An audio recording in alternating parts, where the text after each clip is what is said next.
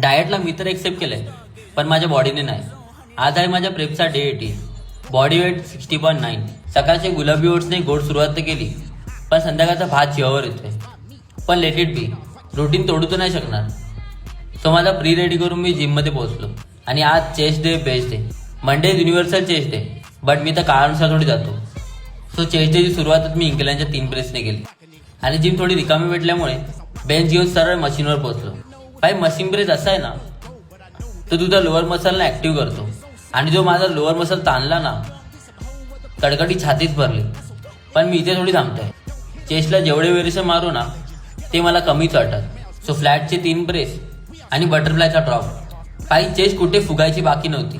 पण सॉरी भाई, पंप टाकू नाही शकत, कारण की भाई फट्टे करते आणि नजर इज रिअल मित्र.